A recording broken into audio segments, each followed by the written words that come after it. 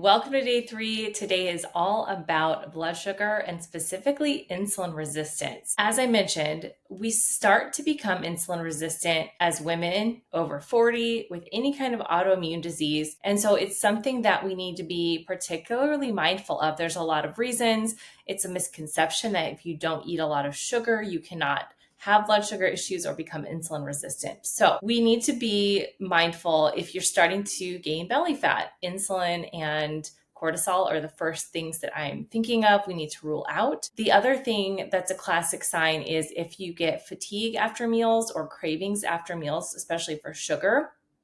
That can be a big sign that your insulin signaling is starting to not work very well and that glucose is staying high in your bloodstream. And that leads to inflammation. It keeps you stuck in fat storage mode. It keeps you inflamed and it keeps you fatigued because you don't have access to the energy that your cells need, because that key that unlocks the cell to let in the glucose, it's not working. So what we need to do and be mindful of, first things first, test, don't guess. I'm a huge fan of knowing your numbers. If you have worked with me, you are not surprised, but it's very, very hard to get a doctor to order fasting insulin, which blows my mind because fasting glucose is kind of helpful, but it's just a snapshot in time. It's where your blood sugar is in that very moment, and it can be affected by dehydration, how well you slept the night before, if you're fighting some kind of infection off, if you're in a little bit of pain, or the list goes on and on and on. Mineral deficiencies.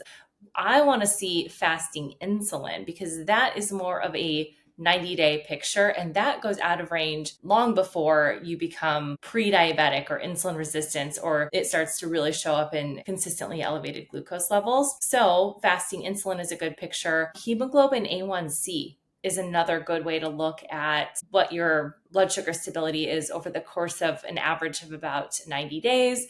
If you have both fasting insulin and fasting glucose, we can calculate what's called a HOMA-IR score. It's an insulin resistance score. At thebloodcode.com, there's a calculator and you can just type those in. The goal is for you to be under 1. Only 1% of the population is under 1, which means optimal insulin sensitivity. So that's a good thing that you want to be monitoring. Uric acid is another one that gives us a little bit of a look into blood sugar and inflammation. So I'm a huge fan of glucose monitors because it shows how your body responds to different foods, to lack of sleep, to stressful situations, to exercise.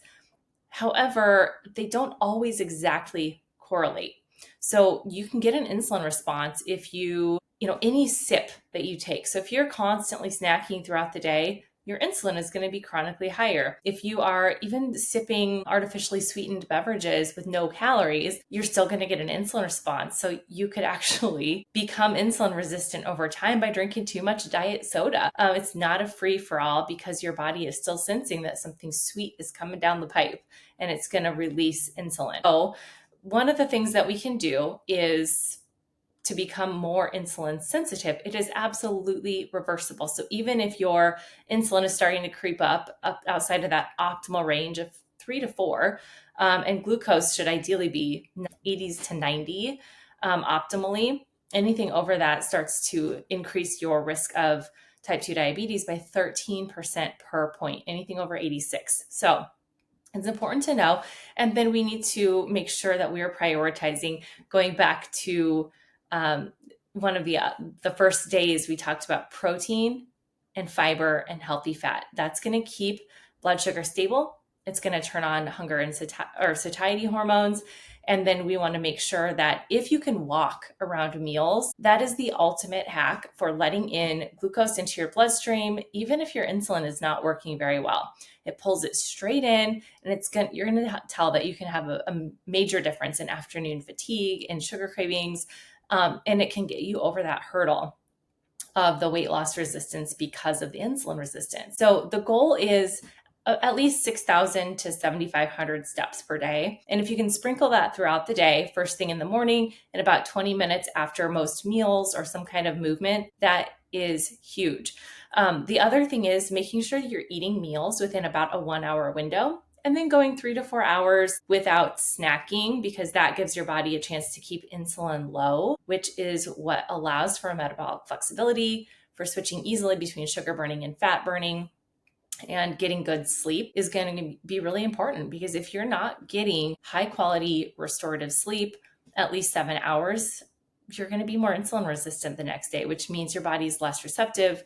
It's more in fat storage mode. We eat an average of 40% more calories on those days. And then we just want to make sure that we are fasting overnight. So an ideal fast is going to be hours from when you finish dinner to when you eat breakfast the next morning. That's another episode too, because in perimenopause, or if you're an active person, it can backfire, especially the morning fasting time. But in general, the goal is at least a 12-hour overnight fast. We want to balance that feasting and fasting cycle, not snacking all day, being mindful of keeping insulin low, which means keeping it moving out of the bloodstream and keeping it lower in general, and then testing, not guessing. If you need help getting access to testing, if you want me to order it, if you want me to send you a list of what to request from your doctor and why, feel free to reach out and respond to this email. I am more than happy to help out with that.